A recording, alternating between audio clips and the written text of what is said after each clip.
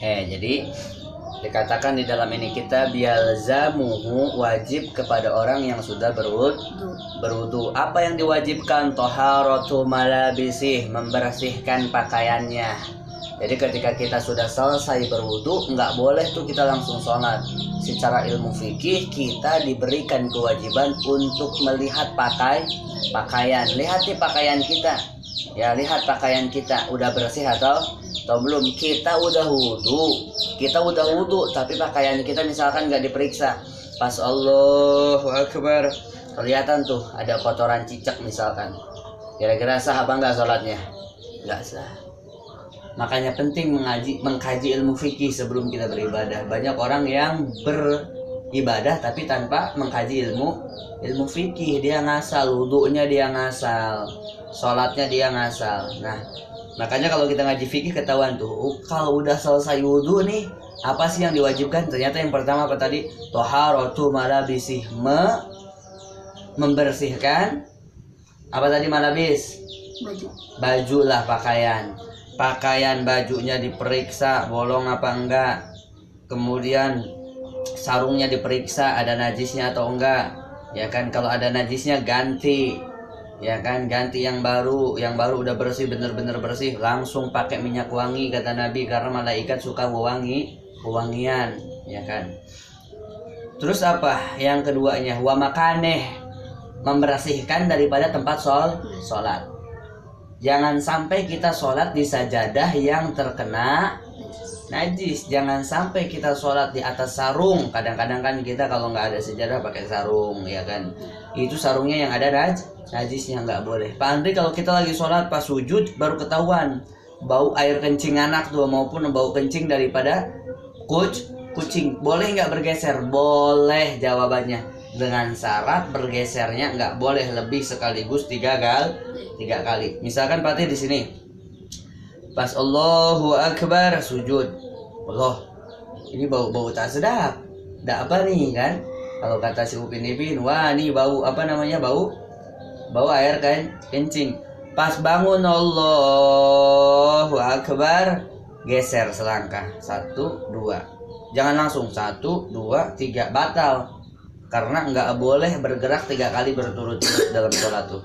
Nah, makanya bergeraknya sudah sekali saja dulu, selangkah 1, 2, hitungannya kan selangkah itu 2, 1 kaki kiri 2, atau ke kanan 1, 2. Nah, boleh bergeser, boleh. Pas sujud bau lagi aja tuh, kayaknya nih kencingnya panjang juga nih, ya kan? Geser lagi boleh, geser lagi boleh. Karena syarat diantara kita sholat adalah yakni selain membersihkan daripada pakaian, kita pun harus membersihkan daripada apa? Membersihkan tempat. Kemudian wasatru auratih, nih yang paling penting khususnya buat perempuan. Auratnya laki-laki baina surrah wa rukbah, di antara pusar sampai ke lutut. Artinya apa? Kalau memang misalkan seorang laki-laki dia nggak punya pakaian sedikit pun, satu pun, bukan sedikit pun, tapi jarang, kebanyakan punya semuanya, punya sarung satu-satunya, kemudian pakai sarung sampai di atas pusar, di bawahnya sampai menutupi daripada lutut. Pertanyaannya, sah apakah gak sholatnya? Kelihatan nih ininya, dadanya kelihatan, sah atau tidak? Buat laki-laki sah. Kenapa? Karena yang penting auratnya tertutup auratnya, sedangkan aurat laki-laki berbeda dengan aurat perempuan. Auratnya laki-laki baina surah wa rukbah, yakni di antara pusar sampai kedua lutut. Pakai sarung menutupi lutut sampai segini, sisanya dikeatasin sampai sini. Karena musim hujan misalkan, basah semuanya, atau enggak karena dia terkena bencana, tapi udah jarang ya, pasti dikasih pinjam. Tapi ini mah contoh, misalkan samping satu-satunya dia langsung pakai ke atas pusar sampai ke bawah lutut. Sah atau tidak sholatnya? Jawabannya berbeda dengan perempuan. Kalau perempuan benar-benar ketat.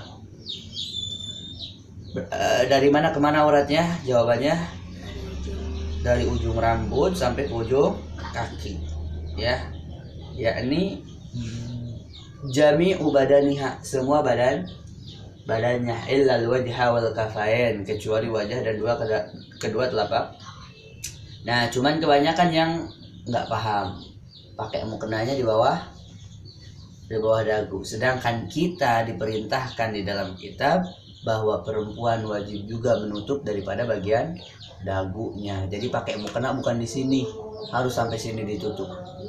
Ya. Nanti Fatih misalkan kalau mamahnya kelihatan ada di sini, langsung kasih tahu kewajiban Fatih. Mama, kok di bawah dagu? Kan ini bagian dari wajah. Nah itu harus ditutup, kasih tahu mamahnya. Tapi mamahnya udah tahu, udah dikasih tahu sama Panti. Udah membersihkan pakaian, udah membersihkan tempat, sudah menghadap kiblat. Apalagi yang diwajibkan kepada kita ketika kita akan melaksanakan sholat. Yang selanjutnya adalah wastiqbalul kiblah, menghadap kepada kiblat.